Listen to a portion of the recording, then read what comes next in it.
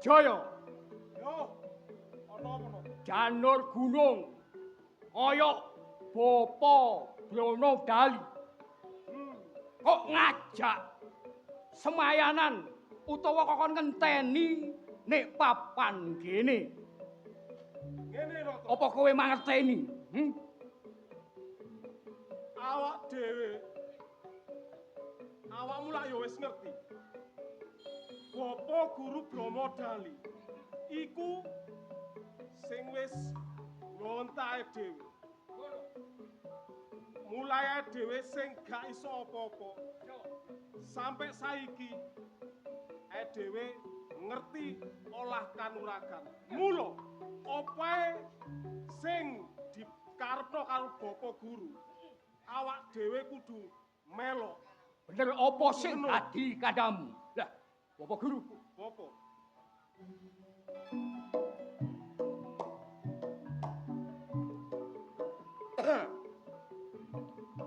Nata kelawan Jaya. Wis bener apa sing dadi omonganmu awakmu sakloron tak kongon ngenteni ning papan kene. Nggih. Ngertenono, dina iki aku bakal njaluk paribasane keringetmu sak tetes.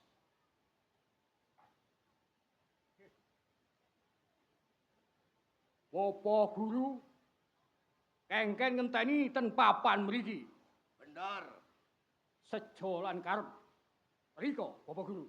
Ngene, Jaya kelawan Nata tak critane nduk rikala semono. Aku tau geger utawa tanding yuda karo pawongan sing jenenge Sumengkar. Sumengkar. Sumengkar Bapak.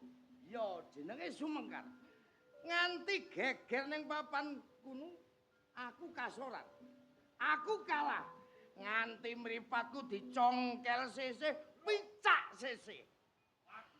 Mula dina iki wis wancine, wis wayahe aku balas dendam karo pawongan sing jenenge Sumengkar. Ngoten Bapak. Mula dina iki awakmu sakloron tak perintah golek ana pawongan sing jenenge Sumengkar. Nggih, Bapak Guru. Bot-bote kula kalian Nata Ya, ngawula ten panjenengan. Apa sing dadi susahe Bapak Guru ya dadi susahe Jaya lan Nata. Nek Bapak Guru seneng ya bungahe Jaya lan Nata. eling awakmu sakloron. Isku dundodono dharma bekti marang gurumu merga sekabeng ilmu Jaya kawijayan daya kasentukan wis tak suntak kabeh nang awakmu sakloron. Nggih, leres. Mula dina iki tak tagih dharma bektiku marang aku. Nggih, pangestune Guru. Kula budal. Budal.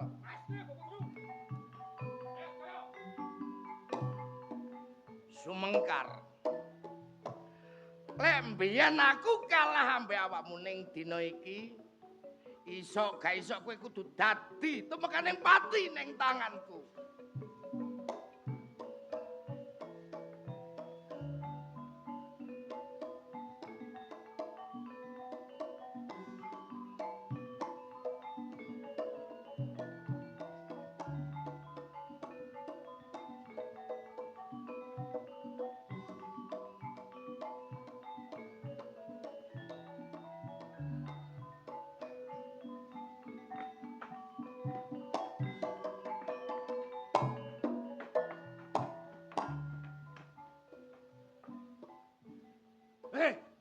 Pawongan. Balekno bayi. Sumengkar. Nek oleh simponang jabang bayi, tak rewangi to nyawa. Lah kowe kok penake mbok jaluk? Jaluk matamu. Iku anakku. Iso gak iso poneng jabang bayiku balekno rene. Ora iso. Awakmu Sumengkar nek pingin gawa jabang bayi iki. Nek iso nugel guluku karo Kang Nata. Nuwun bayi. Ojo sampe beset kulite si poneng jabang bayi. Ade beset titik tak tugel karo. Sapa sing ngongkon kon? Ora enek telu loro siji. Rama Dali.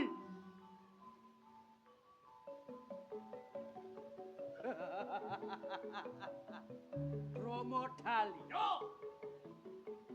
Ruwono kuping. Nalika semana Brahma Dali. Kaya ontran-ontran nang desa. Tak cekel gulune. Tak antep teng drosor.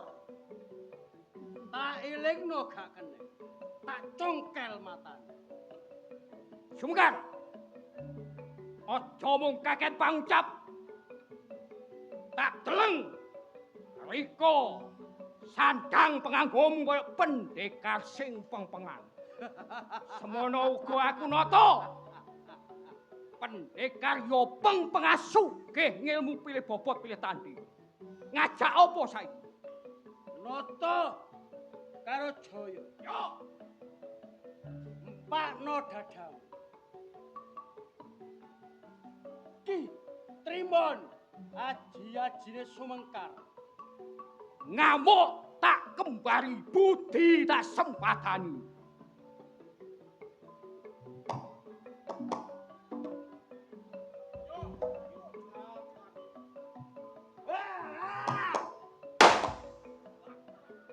Bongko kok.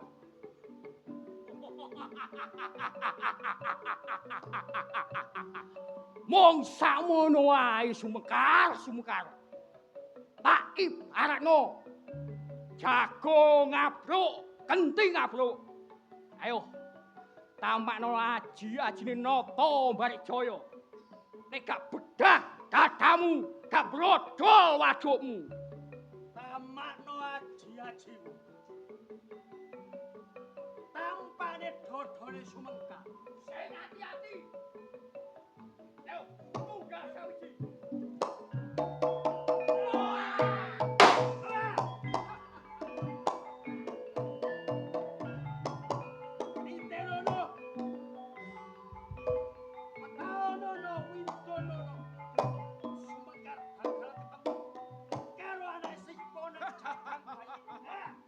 Ya iku kedadian.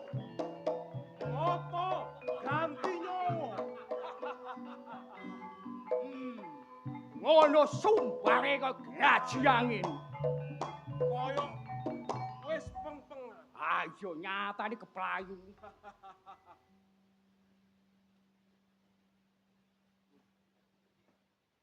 Nata kelawan Jaya. Nggih, Bapak. Piye?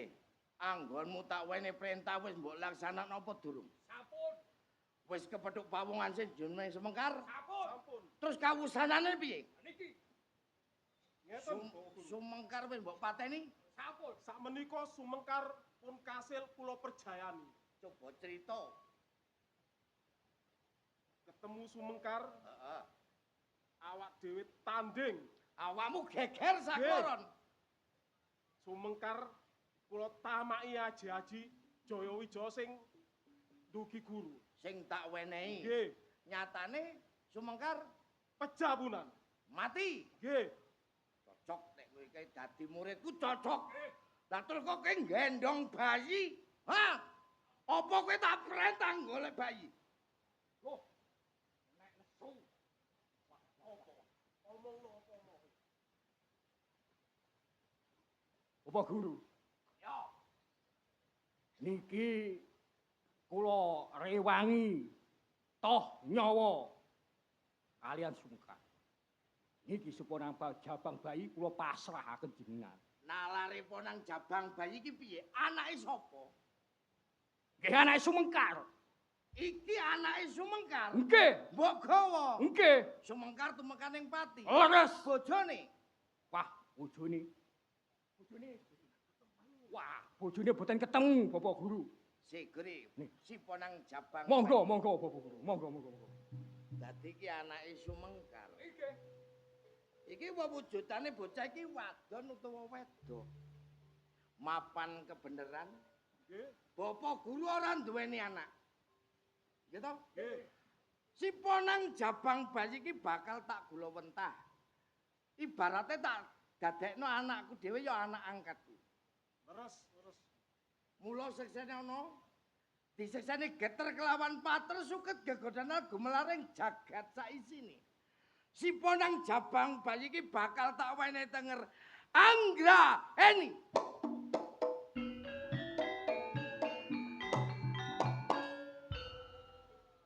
Awakmu aja girang gemuyu.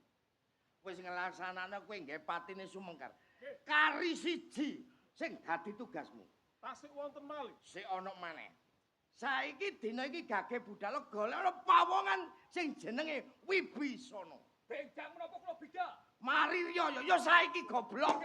Sendika dawuh.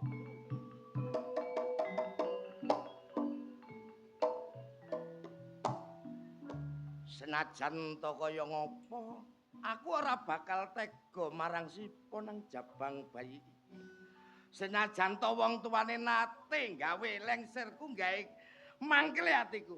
Ning bocah wadon iki bakal tak rumat sing apik, tak dadekno bocah sing pinter. Sumengkar! Anakmu saiki wis dadi wewengkonku.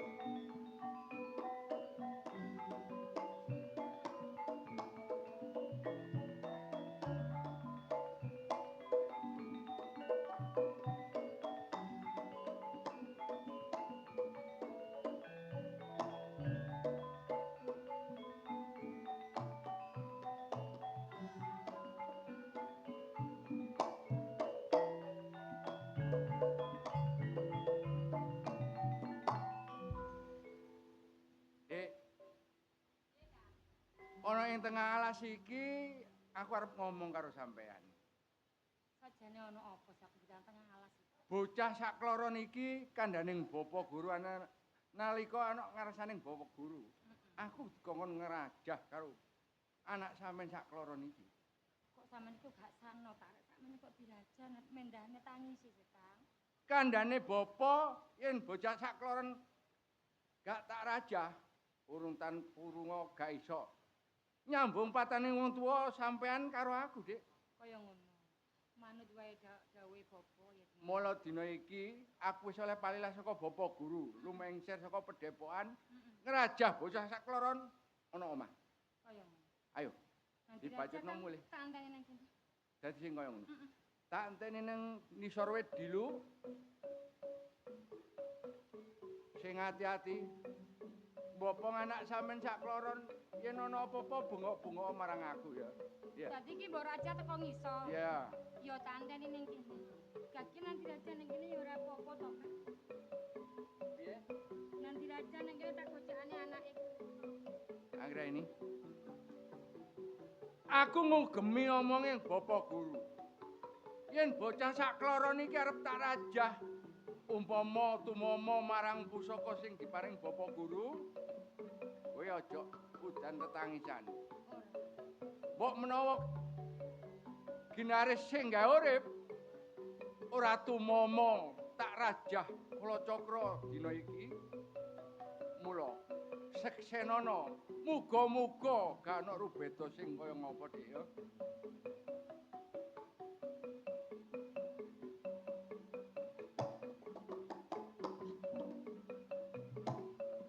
Assalamualaikum salam.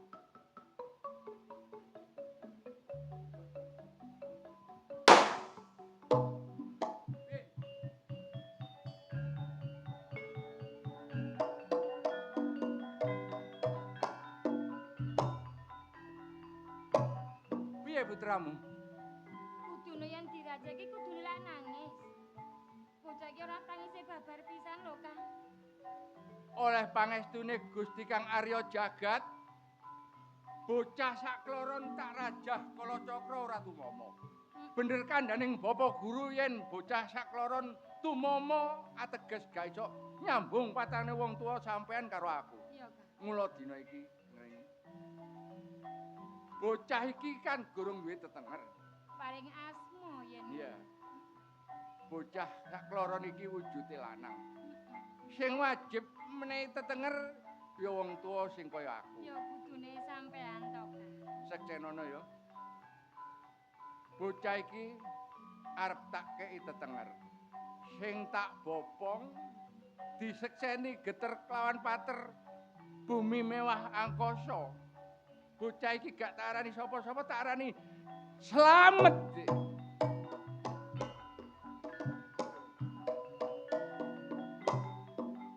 Yen iku jenenge Slamet. Iya, Njur sing tak gendong ki diparingi asma sapa? aja kuwatir. Sawijine wong tuwa sing kaya aku kudu memenehi tetenger sing pantes. Mula seksenono. Bumi mewah angkasa. Suket lan gegodhongan dina iki aku arep menehi tetenger marang putraku sakloron siji jeneng Slamet, kaping pindho Wijaya, Dik. Wijaya.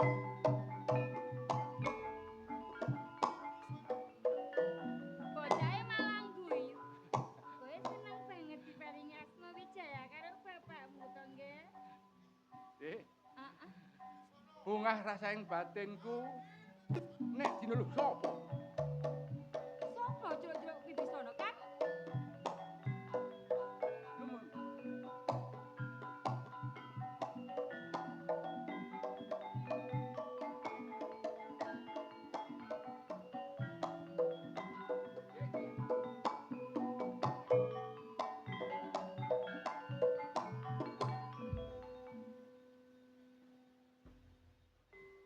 Wibisana, mintra sayane Brahmadali, tak pekut tugel gulumu, tak gawa ning padepokan Gun Kidul. Sadurunge ketemu Brahmadali kon dikongkon. Metu sapa? Awakmu, Wibisana wong kaya aku. Iya. Sejak karepmu metu gawe Wibisana. patimu. Aja gumampang kon gawe wati Wibisana. Sapa jeneng? Lang merah. Lang merah. Aja dupeh kon iki pridak-pridak mlebu nang gone Wibisana tanpa tak undang. Perlumu arep merjayani Wibisana. Sugih kendel kon. Oh, tak niati tak kajati, wani lumubung adep samudajar sakmoto dodo para awakmu. Oh, tak niati, dadi bangke ndak temah. Sumbarmu sing kaya ngono mbok anggap aku mendiring mundur sak jangkah paribasane. Kanggone Wibisana, sapu jajar tak anggap. Bonggo tak sembadani ngamo tak ladeni. Tok no ilmumu tak bukae dadaku.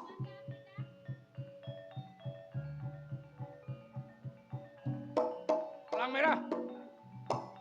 Aku ngerti, nyandang ngambumu dudu wong sembarangan. Tak delok kon wong sing pempengan pilih bobot pilih tanding. Tapi kanggone Wibisana gak mundur sak jangkah.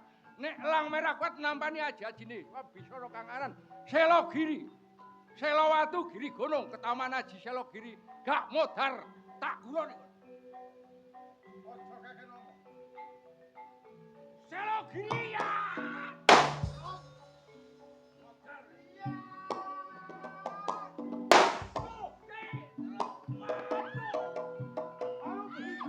Alupi, Aku duwe salah apa karo kowe, Lang Merah? konang jabang bayi tak kena yen kowe gelem dadi bojoku. Ora sudi. Gelem gak? Gelem gak?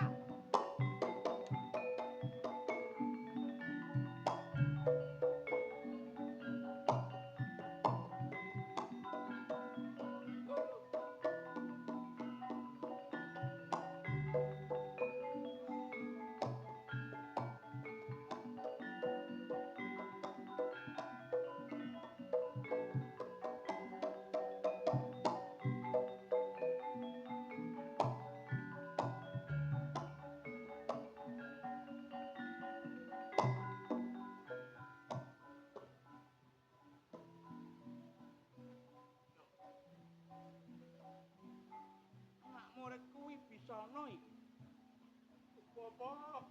Mboten kiat, Bopo. Pas napa? Nuwun sewu, Bopo. Wonten tengahing margi menika, Bopo. Iya. Kula roman kalian garwa kula, Bopo. Ambek bojomu. Inggih. Lajeng wonten pawongan ingkang nami Elang Merah dumugi wonten papan mriki, Bopo. Elang merah. Inggih. Kula mboten ngertos piyambakipun makuta waton wonten ngajeng kula. Nanging kula mboten kiat rosing manah kula. Kula nunggak kalian Elang Merah ngantos kula Iki panggung. awakmu isih lara apa ora? Sakit, Bopo. Lara. Inggih. Waras, Ger.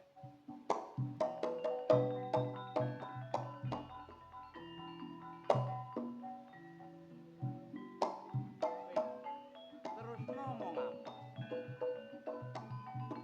Bopo, Heeh. sak mantune kula kepanggih kalian pawongan ingkang nami Elang Merah, Bopo. Terus Kula tanding yuda kalian Elang Merah, Bopo. Mboten kiat rasing manah kula. Elang Merah magutuk makuta waton mados mekaten, Bopo. Ngantos kula tanding kali Elang Merah kula kasoran, kowe Bopo. kalah. Inggih. Lah, kowe bojomu nang ndi? Ah inggih, Bopo. Heeh. Purbawasesa kula nyuwun tulung kalian Bapa kados pundi? Rakyat kula dibeto kalih Elang Merah, Bapa. Isa anakmu. Inggih, Kuwi bisa no. dalem kula, Bapa. Bojomu dolek ana, anakmu tak dolekane, Ger.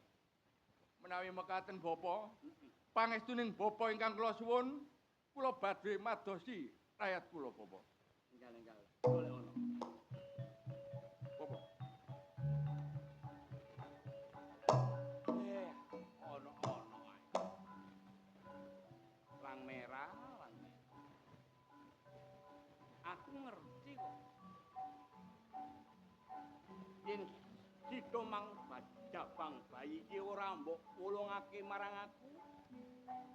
Kowe kudu padudon kaksetten adu japa matra barek aku lang merah.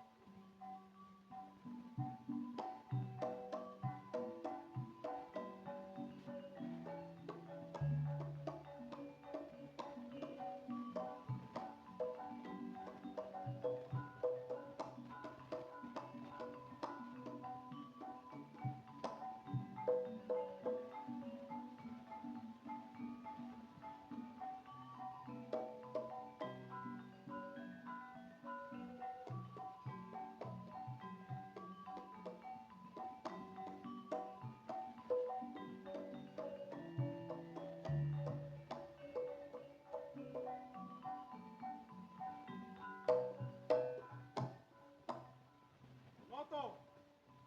Awak dhewe Yo, diutus karo Bapak Guru merjayani Wibisana.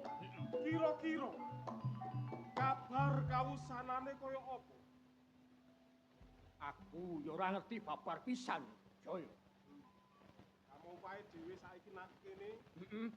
dinteni ae kabar teko Lang Merah. Kabar kausanane. Yo. Kula iku kan nae dhewe janjian. Apa? Wis suwe kon ngenteni. Wis lumayan, Kak. Wis lumayan. Lumayan. Tugasmu saiki tampan ana. Daleni sor, pateni tak itungi. Pateni. Yen iso.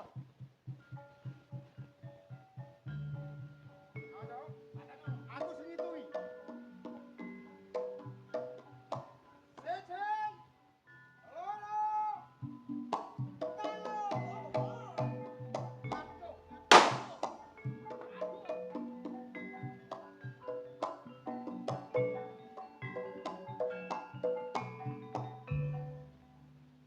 Dewa. Pak. Aku gak iso ngadeg, Pak. Cetno. Riko sapa, Pak? Aku takon. Yo. Kowe gak usah kowe takon aku sapa. Lupute apa kowe nang jabang bayi kate mbok pateni Anake musuhku. anake musuhmu. Sapa musuhmu? Wibisana. Wibisana. Lah awakmu iki Aku Lungguh ae. Hah? Penotis kayu malah. Gak iso ngadeg. Aku kon marakno. Yo. Paras toa. Kon iso waras, nek aku gak roh. Bare awakmu. Aku kudu mengko kok Oh, mikir. baru iso waras. Lho aja ngono warsno sik. Kowe iki gak waras yo apa? Aku nyawang awakmu iki. Aja ngono ati gak sengaja. Boleh kok biasa iki gak angkor. Lho tuwek. Nang aku. Pokok aku ninggalo kene awakmu waras. Anturik. Wah, wah, wah. Iki opo? Yo, tambah lari. Aneh. Randi temen ucape. Aneh tapi nyata lho. Tutute. Ayo!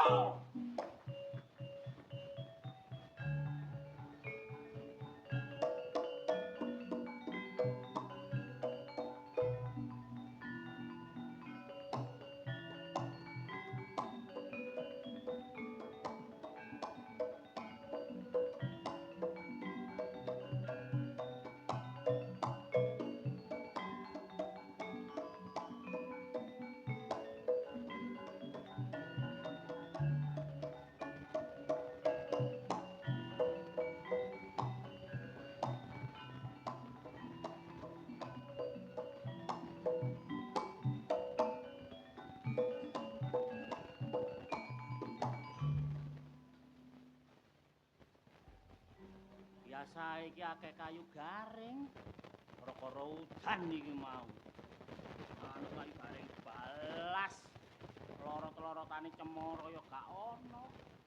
Ki apa mulih gak nggawa kayu? Gak bathok iki nggo nang omah. Iki dolan ndi, Rek? Jane kok ana wong dodol kayu ngono gak ndolek. Sing enak iku mara tuku ngono ae. Terus tuku duweke sapa ya? Gak duwe dhuwit. Alah. Bapak ngerti engko wis teles-teles titik, mamel-mamel titik kok dipe menes kena digawe kayu. Wong gampang kok. Kondolek kayu ku syaratnya pokoke ana kayune. Nek kayune gak iso diobong, terus diosok-osok suwe-suwe lah garing-garing dhewe. Gak masalah. Mbuh. Kayu apa sing enak tak ketok iki? Kate ngetok sing gedhe untuk senani pemerintah. Sing cilik kok kurang akeh. Nek kayu ku nang pasar kira-kira luwe gampang nang pasar. Iki kayune sapa iki? Sampean setan apa sinten? Kuntilanak. Kuntilanak. Ah, kuntilanak pemanci lemah. Boten pemanci lemah kok. Jadi sampean iki jenenge Mbak Til. Lah kuntilanak. Kok meden-medeni nek kene iki alas liwang-liwung medeni. Alas ana kusumo iki medeni wong. Ojo cacak jalmu menungso. Kewan lamuke miber iso lugur. Kenapa kok lho, Bu? Diceblek. Sampean niku malah. Sampean teng pundi? Kula niki. Nggih. Gitu meniki, Pak, mboten teng pundi. Iya ya. Nang terminal lak dinyang wong. Bapak jam Lah iya wong sampean sing genah. Takoni wong tuwa sampean teng pundi? Kula niki lagi susah lho, Pak. Lho, susah. Kula niki nangis lho, Pak. Kula niki sumpah. Lho, sumpek. Sumpah, Lho, Pak. nyetelo gamelan, gending-gending kula entek. Nggih mboten boleh nangis, boleh nandak kula, Pak. Anake purun. Maksud sampean niku kok sampe mlaku di alas ngeten iki lho mboten wedi rayok napa, malah nggawa guling. Lah niki Napa, Pak? nyolong teng pundi sampean? Ngawur. Lah niku, Kalau pengetokno iki. eh, Kalau pengetokno. sampean sing ngetokno? Heeh. Sing nulungi sapa? Hah? Sing nulungi sapa? Tulung-tulungi dhewe. Sampean aja guyon ta. Sampeyan jak guyon ya. Lah nggih sampean nggawa anak ngeten iki kate sampean dol teng pundi? Ngawur. Lah sampean gawa wong ngalor ngidul kaya ngene gak ana tujuane kok. Kula tak cerita, Pak. Sampean cerita, Sampeyan rungokno. iki pau pun kula rumah. Pun terbawa suasana lho, Pak. Boten, Saestu nggih. sing penting pun gampang ngutul omongan. Ngeten lho, Pak. Napa? Bojo kula niki dipateni tiyang. Oh, Anak kula kembar kalih, Pak. bojo sampean Kula foto kali bunteran. Dadi bojo sampean saiki wis dipetani wong. Tapi Pak. Oh, dikek. Mumpun pejah. Iku yo gak ngerti wong kuat-kuat diperkosa aku mah. Diperkosa. Sampean iki. Loh, kok gak ngomong lak melok ya anu. Kayak ngene lah yo eman. Sampean iki gak ada masalah kayak ngoten. Pak aku mau jaluk tolong. Terus gak tolong yo napa? Wong kula niki tengah alas golek kayu kok tambah njaluk tolong. Sama gak di omah, Bapak. Oma. Jenenge menungso nggih gak ada oma to ning sampean niku. Duwe bojo napa judo? Kula. Kula duwe bojo tapi bojo kula sikile loro kan. Nggih pun ngoten mapan kebeneran yo, Pak. Terus Kula mbok njaluk tulung lek sampean welas kali kula. njaluk tolong nggih njaluk tolong kula dereng kenal sampean. Kenal Nami piye? sampean sinten? Nami kula Cak Rasa. Kula Palupi. Palupi. Palupi lek jenenge. Cocok kali Pak Suryani wong Kados pundi? Ayu. Ayu, ayu. Karo kowe pun Lah nggih, ayu jenenge Pak. Heeh. Lah niki sampean ijen napa wonten sing nyeponsori? Di bojo kula Pak sponsore makane dadi. Nggih sing nyeten sampean. Bojo sampean namine sinten? Iki sono. Wibisono. Pak, ngapunten. Nggih, nggih, nggih. Alas niki. Nek kenceng nggih. Nggih. Niku napa bumbu ten ngene nggih kok. Kok oh, leres nggih. Tapi kok jalan napa? Ya kinten-kinten sedina setengah. Setengah hari lah, sedina setengah hari lah. Lah niku mungkin liwati napa mawon, Pak? Duh, iki jenenge alas kumpulang rawa-rawa dina kok mau medeni. Gegirisi mriki niku. Umpami Nggih. lek jenengan sakaken kula, Terus karepe kula mbok nyuwun tulung, Pak. sampean nyuwun tolong kula. Terus kula kaya gendong sampean ngono ah. Lho nggih mboten kenaan sampean gendong kula lah. Penakane sepurane kula sok doyok-doyok gendong sampean gedene Lah arek. nggih wong kula semoke koyo ngene. Terus karep Guyon sampean Pak ya? ben gak susah atiku. Kula mboten usah kula kuwatir. Kuwatir napa? Nyekel kendang boleh wonge. Rampak. Antem kendang nublek kula nggih. Karepe sampean ya napa? Yuga kula niki. Nggih. Jenengan teraken ten Boto Putih. Yoga sampean kula teraken teng Boto Putih. Mengke lek Bapak guru niku tanglet iki anake sapa? Nggih. Jenengan sanjang iki anake Dewi Palupi karo Wibisono. Dewi Palupi kalih Wibisono. Nggih. Lah namine arek niki sinten? Jenengan sanjang mawon mengke Bapak Semerep piyambak. Niki jaler. Jaler nggih. Entar kok nampak kartu. Anu kan. Yang seneng bae iki. Remen kok ningali mbae kok konten eleke ngoten. Eman. Nggih. Kula sanggup. Sanggup. Nggih. Lah niku kula sakniki kangge lagi bingung kok, Pak. Sampeyan mboten usah bingung. Sakniki sampean manggon teng griya kula mriki ketinggal. Nah, mriko mbelok titik terus mlebet mriko. Nah. Kok tebe, Pak? Heh? Kok tebe? Alah, mlampah mriki kedhik mawon lho. Pancet iki. Wonten-wonten cete wong gobuk reok mriko kok, tapi aman. Saestu. Wah, sampean adang-adang napa to mriko wonten. Mungkin kula diinceng tiyang. Kersane ana wong paling kethek to mriko wonten. Nggih. Ketip juga kula nggih. Nggih. Kula sanggupi mangken kula jaga slamet nyarek. Saestu Nggih. Pak, kok betul lho. Ora, paling tak gadekno. Oh, ayu-ayu rek bojone bongko ninggal anak. Alah, iki beke tugas sing kudu tak marekno. Muga-muga slamet.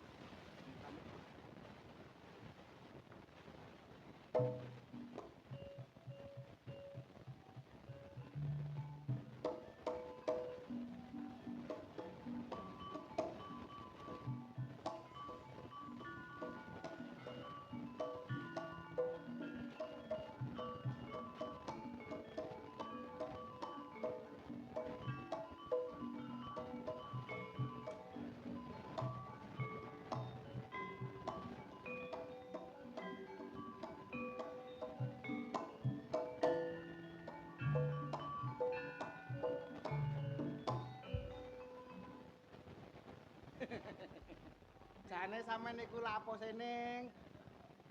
Kok sewedi murung kaya ngono iku lha. Ngene lho Cak Wanto. Aku iku yo pengen ngomong karo sampean. Lho ket mang wis ngomong kok sing pengen ngomong ae rek ning iki rek. Sampeyan ku yo tak anggap wong tuwa yo dulur. Aku sik enom kok dianggap wong tuwa to. Dulur Yo meneh. yo ngono yo wis gak apa-apa. Ngene lho. Aku iku sampeyan gak tahu. Lah ya iku. Sing salah durung kok aku durung. lali. Durung ta. Ngene lho, sampeyan gak tahu seneng arek wedok. Aku ta Heeh. seneng, Jo. Iya ta. Wong aku lagi kasmaran arek. Ngene ku rasane yo apa sih? Rasane ku mak piar ngono. Permen kroto. Mak piar atiku rasane telenit. Ya semono uga aku iku Cak Wanto. Aku kuwi yo apa yo dewe seneng karo aku. Sampeyan iki jatuh cinta berarti. Iya. Ya apa ning. Tapi nih, aku tuh gak wani ngomong. Soalnya kan aku wong wedok. Yo. Saiki wis gak zamane lanang wedok padha ae. Kadang sing wedok luwe ngecek. Ora ngecek. Ngecek iku seng Ngesawuk ngono kuwi. ngono iku ta. Kudu arep ae ngono kuwi. Ngetek. Oh, ngono ta. Lah Iman mah. lah ya Cak Wanto. Aku tuh seneng karo arek, tapi aku gak wani ngomong. Sopo? Iku lho sing sapa jenenge selamat-selamat iku. Selamat. Heeh. Dadi sampeyan iki seneng selamat. Iya iya. Aduh ning. Sampeyan iki lho kaya apa? Sampeyan iki saumpama ya, saumpama. Heeh. Gelem tak ngomong. Kok ngomongne ngene lho ning. Ya apa? Selamat iku nang kene iki ambek awak dhewe padha karo dulur. Wis dianggep ambek Temen ta. lho, wis dianggep kaya anak. Ya berarti cocok nek ngono aku jenenge sampean mang. Kok cocok piye ngono padha karo masih sampean. Yo gak ngono. Masih dudu dulur kandung. Met, Lho, slamet. Ya apa? Met. Kon mambengi gak ngipi apa-apa amat. Ngipi, Ngipi apa kon? mewantemi sampean. Iku amat. Ngipi, Cak. Ngipi apa? Ngipi sampean iki. Kok antem iki? Luwes iki kok bener. jangan toh.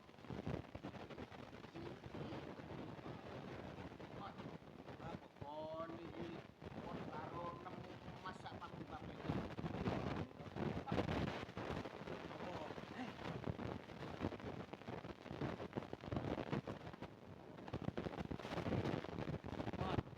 Sapa iki? Sartini iki. Sawitri. Oh iya, Sawitri. Sawitri. Awakmu mut. Wah, itu Seneng be awakmu mut Sawitri.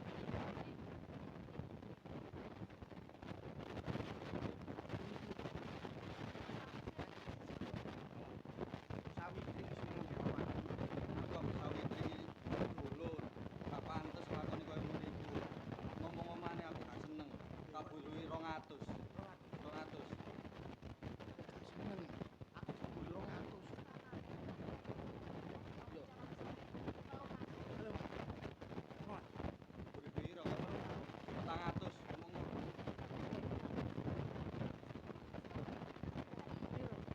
Mangan. 700.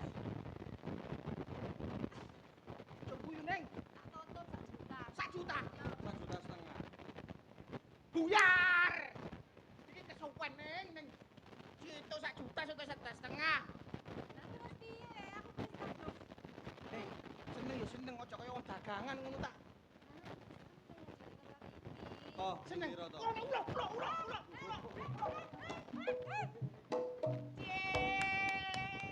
Ya Allah. Diulo iku. Ya apa dik kene. Aku krungu kabar teko Wanto lek jarene sampeyan iki seneng aku. Iya, aku seneng karo sampean. Aku ambek sampean iki kan hitungane apa itu? Apa to? Gara-gara. Aku tak omong ambek Sawitri. Engko lek ana apa guru kan ana ono. Aku tak toko. Yo. Gini. Hitungane aku ambek sampean iki jek dulur, Ki.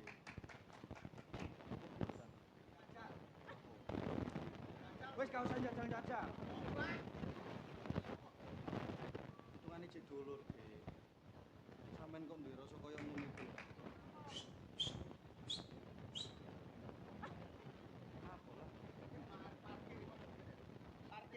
Apa? Parkir. Lah apa ngurusi parkir iku? Kok guru iku lho. Bapak guru. Oh, guru.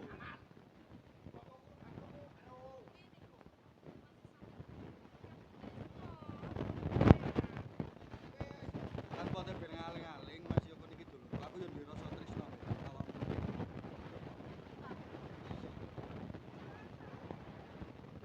Terus temenan. Sampeyan. Yo kok mati katane aku iki dulur sampean aku iki Mas sampean. Ngono lho.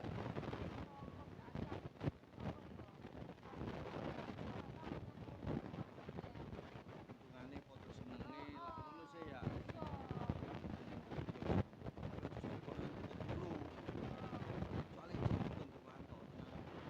Wanto. Wanto. Hei.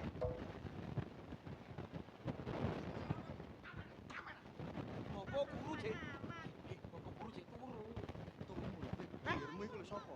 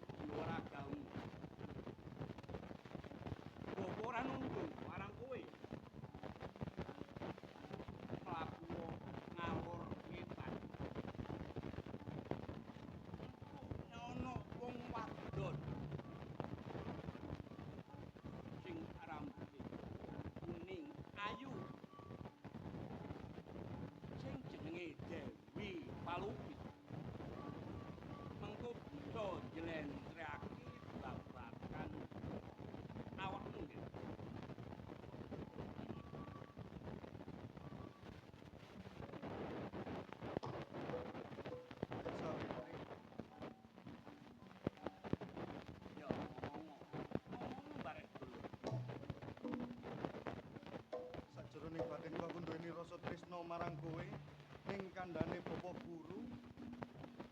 Ana pantese aku duwe rasa tresna kelawan kowe merga aku karo kowe iki dulur.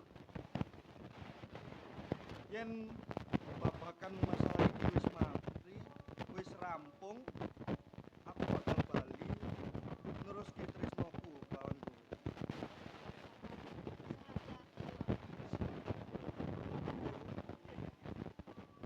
Kula nyuwun pangestune Bapak Guru.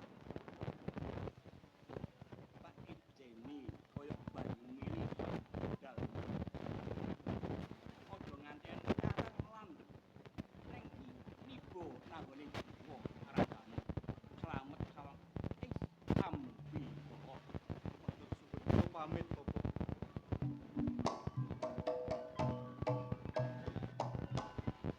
Mantap. Cek, Bapak. Cih, Iki arek nduk. cih. Yo sedikit akeh mbok menawa anakku iki lumpuh kon wajib ngomongi. Cih, Bapak. Tapi Jri, Piye, Bapak? si Joko slamet budal. Besok nang Titi Wancine. Nek jodohmu bakal ketemu nduk kowe. Ayo nang Boko nang sanggar kamu. Piye, Bapak?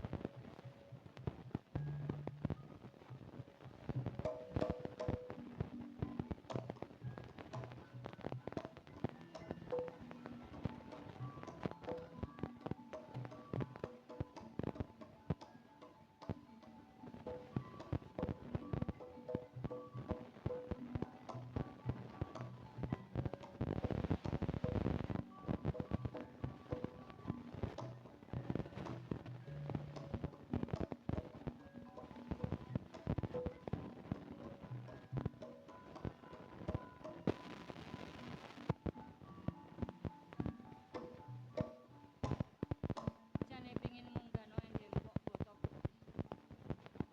Pengin ngenguk kaharane si Joko Slamet. Tapi lan delok alas bong lewang-lewong kaya ngene.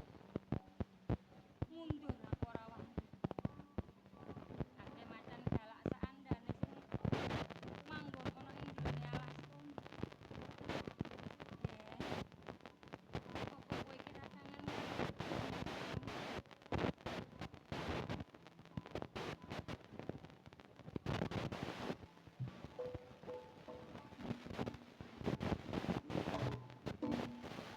Piye nggih? Kula sampe mriki madosi tiyang. Heeh. Namine Dewi Palupi.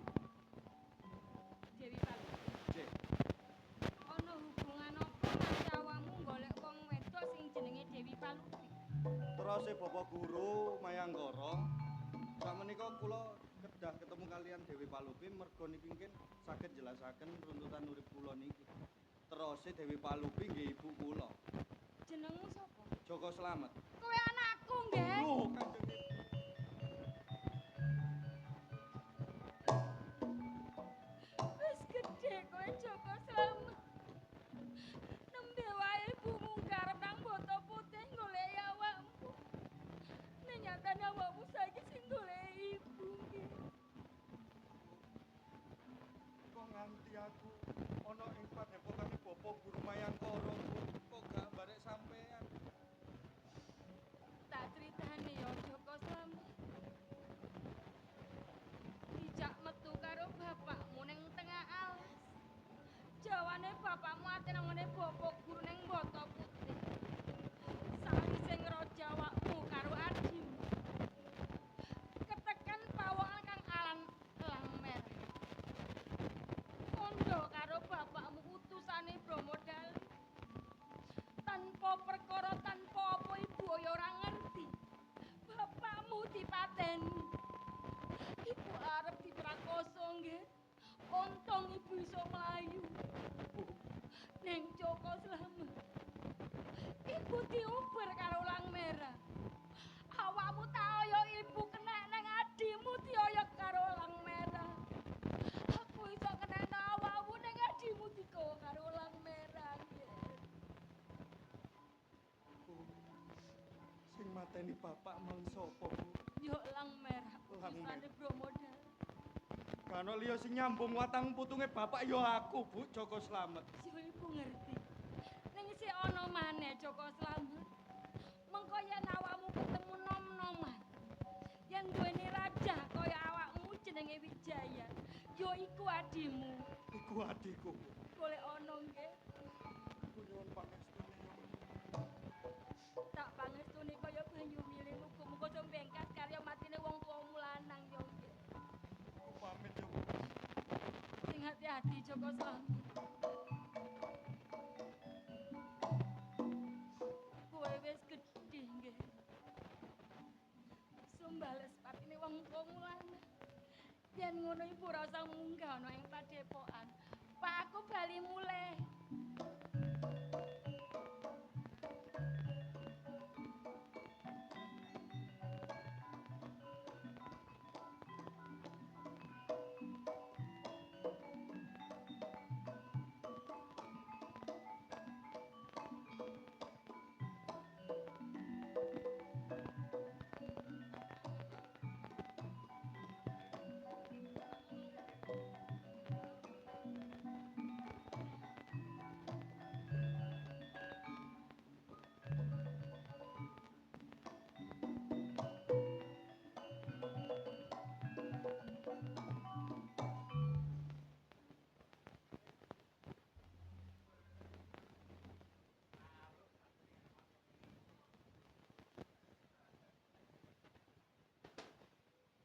Alah, penggawean marung. Yamono yamene. Gak tambah munggah, tambah bangkrut. Marung go proyek.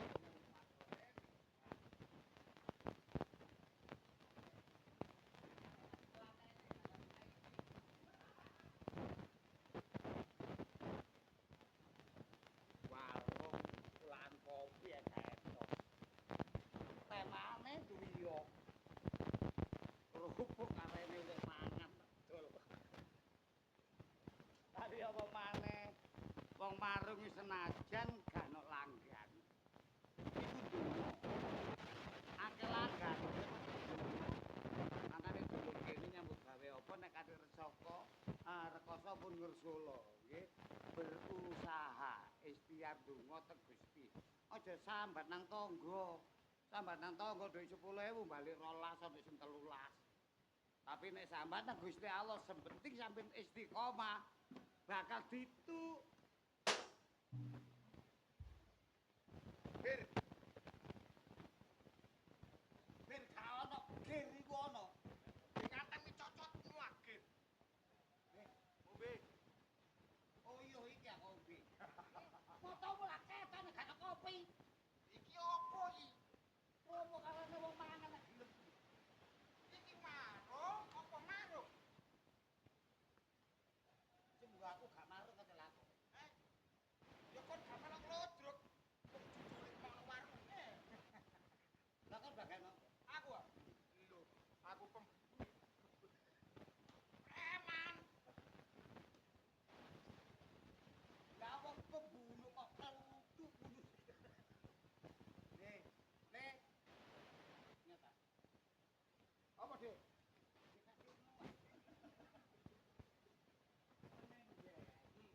Awakmu rene lah kasih ndelok panganan. Ya, betul. Kopi, ambek kancamu. Lah iku korsine sing marung goblok kok ngene dhewe kok aku karepe shopping. Sing marung iku kudu ngalah. Wong tuku adalah raja.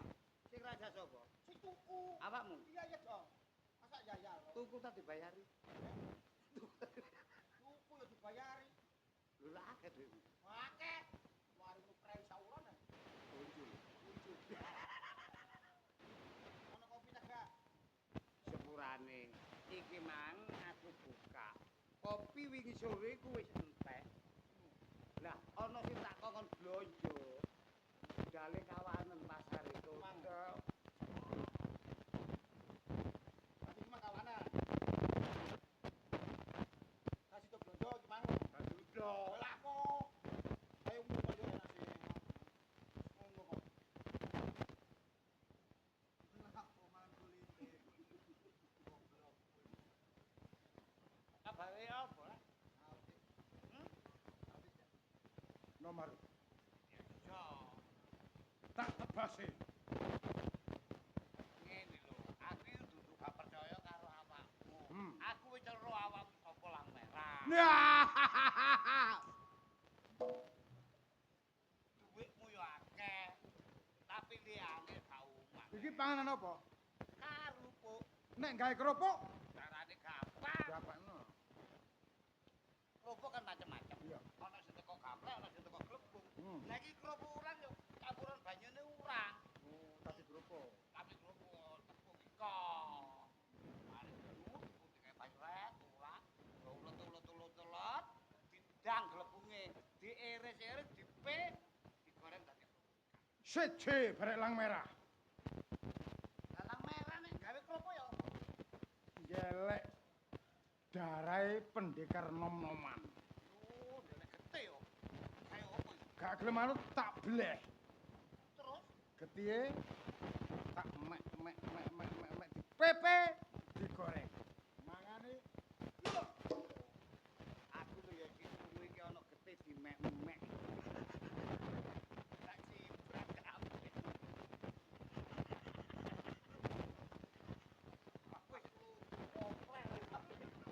Kene yo lari. Iki apa, Wak? Eh, Apa iki? kerupuk biasa. Carane gawe ya apa? Ngarep wis tak kandhani tepung karo urang. Iki banyu diulet. Mari diulet, apa jelatir-jelatir anu iki. Diirisi dipe, digoreng dadi kerupuk.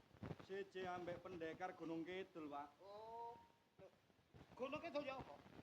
Golek daginge pendekar tuwek, ya. Diremet, mari ngono dipe digoreng dadi kerupuk. Lah mangane dipakakno arek iki. Ayo mangap. Gunung Kidul ngono ya. hancurit peno ya apa? Jeje. Ya apa? Lah nek Wak Kuntet gawe kerupuk gak ngoyo. Wak Kuntet gawe kerupuk gak kaya ngomong. Setengah mateng tak goreng langsung. Pisan bareng gak bandok. Wong marung Masalah remet aja kuwatir. Ya iya. Tak ban. Aku wis seru. Hei. Ngomong nuwek-nuwekno pendekar sapa kon? Aku Joko Slamet pendekar Gunung Kidul. Lang merah. Parah. Ra ono liya sing tak goleki ya lang merah. Nek wis petuk, Aku arep nyambung watang putunge bapakku, sapa jenenge? Wibisana. Mapan kebeneran. Ungalno dadamu nek kemin nututi barek bapakmu. Tamakno coba mantramu. Ojo tukaran bareng.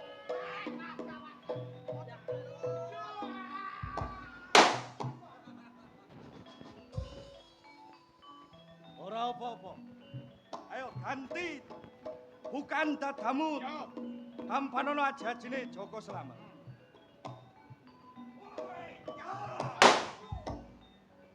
Lang merah aja mlayu kowe. Hei, mlayu kok.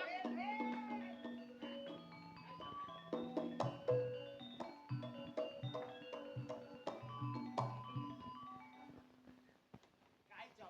Ngapa sih, Gak iso. Aku kudu pipis, Pak. Terus aku kudu pipis. Aku tak rono sik diluk. Ate rono. Ya budal lo. Kaiso.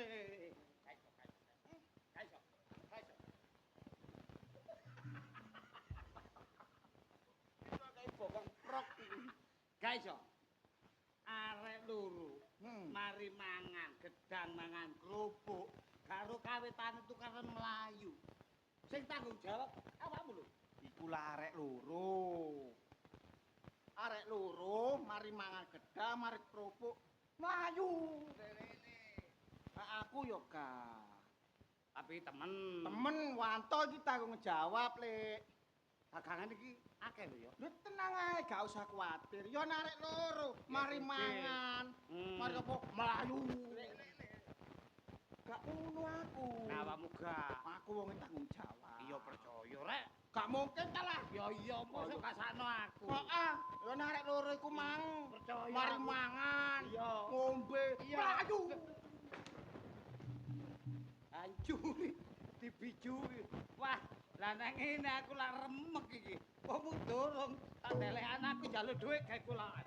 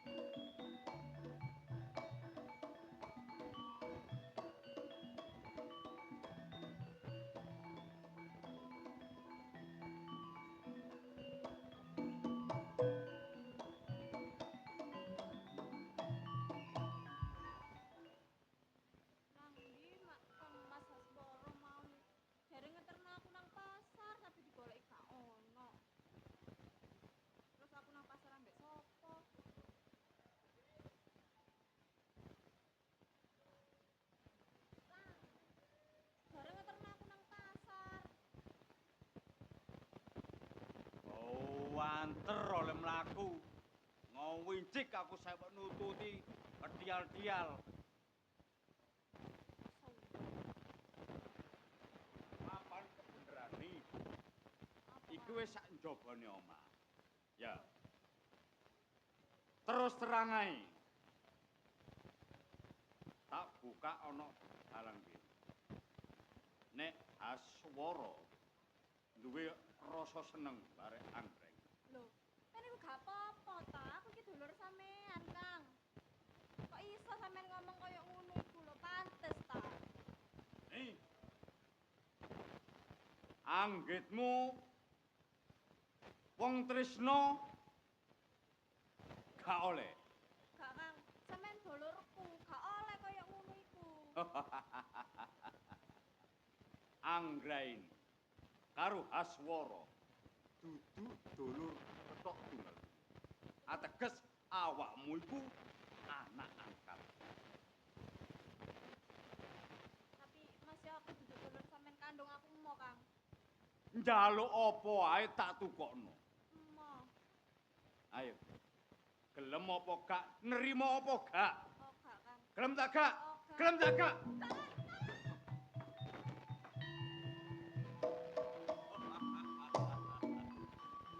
Anggra ini. Atas kon arek wedok. Melayu bandra sing kaya apa? Paribasan keserimpet jarikmu. Tibong lumah perkosa.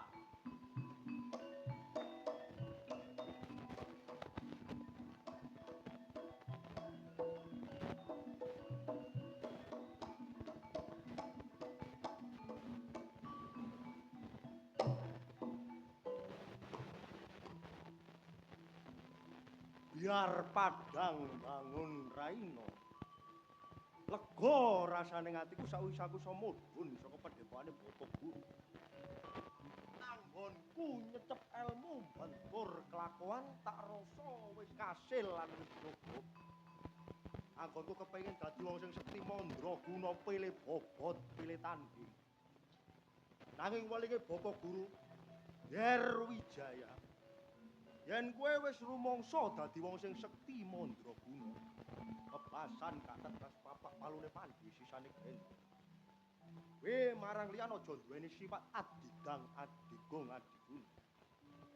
Nanging yen bisa kowe awe tulodo marang sakpada bangsa.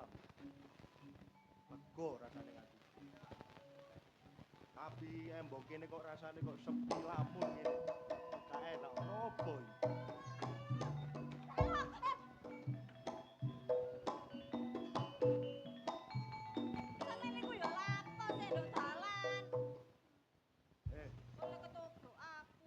Aku melok takon, kon kok melayu-melayu ijen terus nobrok aku iki ya apa karepmu?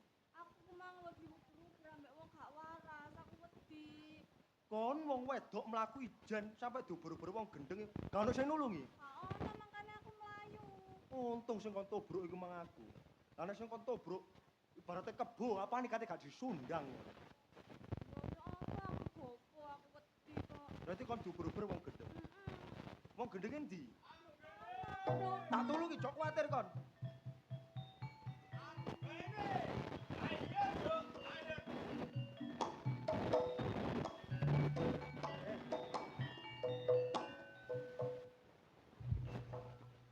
Apa bener iki sing ubur-ubur kon? Iki pawongane. Yo minggir. Maju. Aku melok takon karo kon. Takok tak jawab. Kon jenengmu sapa? Aswara. Aswara. Balik sapa jeneng? Aku Wijaya. Wijaya. Ya, Pernah apa kon bare arep wedok iki? gak ono pernah apa-apa. Nanging kon lapo uber-uber anggraene wong sing arep wedok. Aku duwe rasa seneng bare anggrek. Kon duwe rasa seneng ambek Iya. anggraene. Gak ngono carane kon nek duwe rasa seneng karo anggraene. Teko nang omahe lamaran. Aja dirudha paripeksa nang gone embong kaya ngono. Cukup. Karepmu apa? Ojo kladuk ucapmu. Nek tak drok sandang penganggummu. Kon jelas arek pendekar pempengan pilih bobot uga pilih tadi. Mapan kebeneran. So madhep sapu jajar karo Wijaya Pratkon ngemping lorong genjak pati bebasane. Wijaya. Yo, Atas iko narek wingi sore. Adi pepalangi Haswara. Ayo. Bukan dadamu. Ketaman aja si pamungkase Haswara gak kemblonok tak sembah idri-idram. bagus aku sing tak karepno.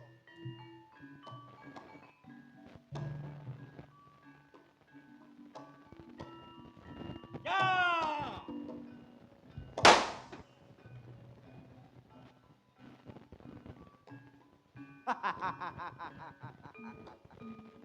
Pacul coplok oleh tanding bangsat. Wis wani ngrapal aji japa mantramu nanggone Jiwara. Nanging nyatane aku ya ora tumomo babar. Ojo surak irang gemoyo. Bebasan wetik tarung ganti ngabu. Bagus. Ayo dajal mapan. Ungalno dadamu. Aja ana sing tumpangso bebasane. Lekno pandulumu ketiban aji-ajine Wijaya gak jebablah depan bantro tak sembah ider-ider.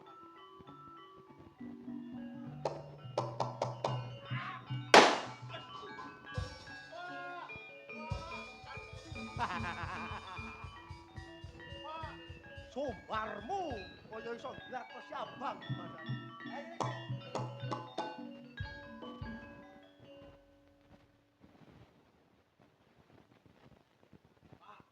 Haswara. Ya, Pak. Lapo? Losor. Losor kepleset. Preset eger mbare iki Pak, arek nama jeneng Wijaya. Awakmu geger ambek pawongan iki kalah. Kalah Pak. Rugi kon dadi anake Bromo Dali. Mikir. Aku melok takok sapa sing dadi arane? Aku Wijaya. Balik riko sapa? Aku ya iki sing diarani Bromo Dali. Pernah apa ambek Aswara? Haswara iki pernah anakku. Iki blondongane. Wijaya, aja angger mangap lambemu. Aku kepengin ro nalare kon nganti geger ambek anakku Haswara iki nalare apa? Anakmu kurang ajar. Arek wedok iki sing jenenge Anggrani diruga paripeksa nang gone embung. Anggreni. Haswara. Minger kiblatmu. Hah? Miring utekmu. Sopo Anggreni? Adik Pak. Lah lek wis rono iki adikmu lapo mbok senenge ha? Tapi adik dudu dulur tok onir Pak. Tapi gak ngono carane kon seneng ambek wedok goblok kon. Urip, hei. Awakmu lang merah. Napa rame-rame? Iki mang Haswara geger ambek pawongan iki mergo Anggreni diputo-puto ambek apa Haswara. Iki sapa jenenge? Iki Wijaya, ngomong ngene. Kon nulung barek Anggrani karep mopo? Aku duweni rasa seneng karo Anggrani.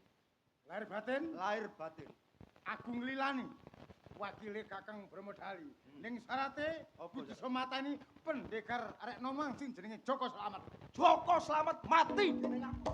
Ayo didelok ayo.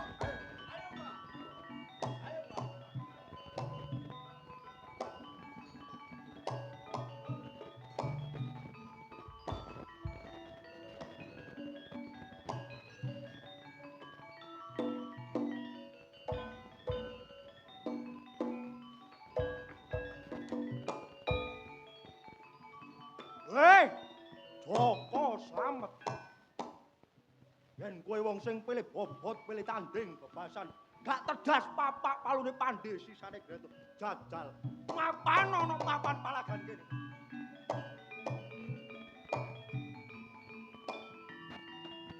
Bangsat keparat. Sopo pawongan kang wani nyumbari barek Joko Slamet? Mapan kebeneran. Kon kang aran Joko Slamet. Aku Wijaya. Duwe salah apa Joko Slamet nganti kok sumbari koyo ngene Wijaya? Bot abote kepengin iso ngrabi wong wedok sing akeh. Kon dinane iki kudu iso mati teko tangane Wijaya. Aku coba takon, gambar ana sing dadamu iki ket kapan? Aku ket lahir wis duweni gambar ngene iki. Ngene Wijaya, Ya, Aku mbare awakmu nek tanding nanggone papan panggonan kene lek aku mati awakmu kelangan. Sebalike ya ngono. Nek awakmu sing mati aku rumangsa kelangan. Lah kok iso? Kapak-kapak nak ora bisa jelasno, sing jelas aku mau ngimbangi apa sing dadi tantanganmu. Aku gak ngono sapa sing bantu. Dinane iki wong kudu iso tak longgo getemu parep. Nek kowe tetep meksa kaya ngono, coba akeh.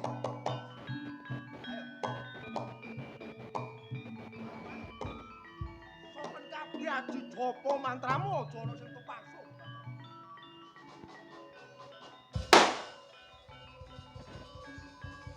Woi!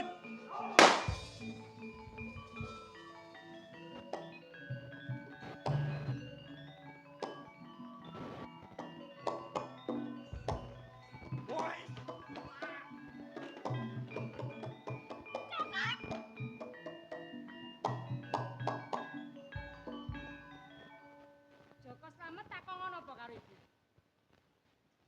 Aku wis nyoba jelasno ning dheweke tetep ngongkon aku namakno aja sing ning tak bresetno.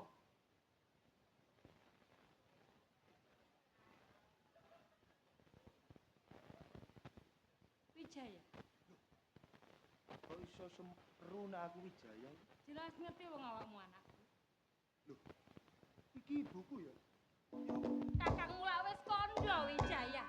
Yen ana awakmu tarung karo Joko Slamet, jelas kabeh padha rugi. Kok tetep ngeyel kowe nggih? Berarti iku kakangku. Kakangmu. Tak. Aku njaluk sepuro sing gedhe marang sampean ya Kang ya. Sajake awakmu iki dikongkon sapa nganti koyo ngene? Aku ngene mang dikongkon lang merah ya. Dikongkon lang merah mateni aku. Iya bener. Joko Slamet. Iki ora bisa dijarno. Kandhane adhimu lek elang merah karo Bromo Dali sing mateni bapakmu. Sumbarono kan.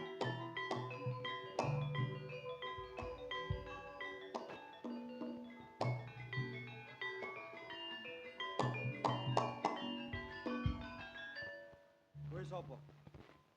Lek awakmu durung kenal aku ya aku sing diarani Bromo Dali. Bromo Dali. Heeh. Nganti Sebali awakmu sapa? aku Joko Slamet.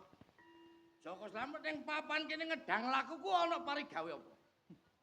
Aku golek ilang merah mergo aku arep nyambung watang putunge bapakku, Bapak Wiswisana. Elang merah klebu anak muridku. Lek wis ngerteni elang merah lan Bromo Dali apa sing dadi sejo karepmu? Bakal tak gawe pati kaya bapakku Wiswisana. Ora gampang kowe gawe patine Bromo Dali. Yen pancen kon wong Sekti Mandraguna, ayo tanding yuda kelawan Bromo Dali. Wijaya.